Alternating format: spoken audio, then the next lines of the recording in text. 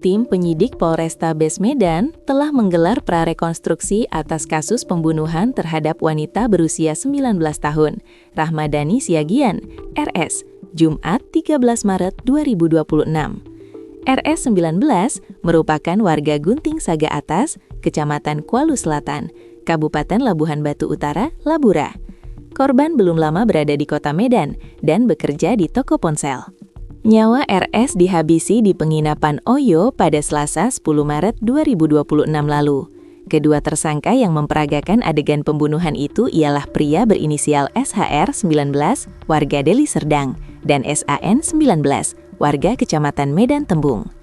Dalam prarekonstruksi itu, jasad RS dalam kondisi tanpa busana dibungkus selimut bertuliskan Oyo dan dimasukkan ke dalam box kontainer, kemudian dibuang di areal perladangan pisang Jalan Menteng, Medan Denai, Kota Medan, Sumatera Utara.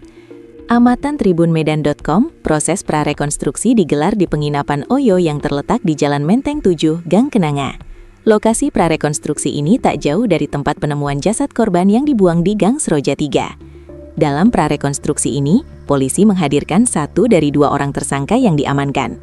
Pria berusia 19 tahun itu mengenakan masker dan baju kahanan bertuliskan angka 93. Tersangka SAN memeragakan sejumlah adegan di penginapan Oyo yang menjadi lokasi pembunuhan. Kapolrestabes Medan Kombes Ciaru Kelvin Simanjuntak mengungkapkan ada 3 lokasi prarekonstruksi. Dari ketiga TKP ini, 2 titik berada di penginapan tersebut, sementara 1 titik lainnya merupakan tempat jenazah korban dibuang. Ada 3 titik yang sudah kita jadikan TKP, pertama di kamar penginapan, kedua di dekat pagar penginapan, dan 1 lagi di bantaran sungai tempat korban dibuang, ujar Kombes Kelvin. Dari serangkaian penyelidikan didapatkan bukti bahwa aksi keji ini dilakukan oleh tersangka berinisial SAN. Kombes Kelvin mengatakan tersangka SAN mengakui perbuatannya telah menghabisi nyawa korban pada Senin 9 Maret 2026. Untuk kasus ini merupakan pembunuhan dengan pencurian yang disertai dengan kekerasan, ujarnya. Pelaku menghabisi nyawa korban di dalam kamar hotel tepat di atas tempat tidur, sambung Kelvin kemudian. Usai menghabisi nyawa korban, pelaku SAN sempat keluar dari lokasi untuk memastikan rencana lanjutan untuk menghilangkan barang bukti dan delik-delik tindak pidana tersebut. Pada saat keluar, tersangka kembali ke TKP 1 dengan membawa goni besar, dengan maksud memasukkan korban pembunuhan ke dalamnya, ungkapnya.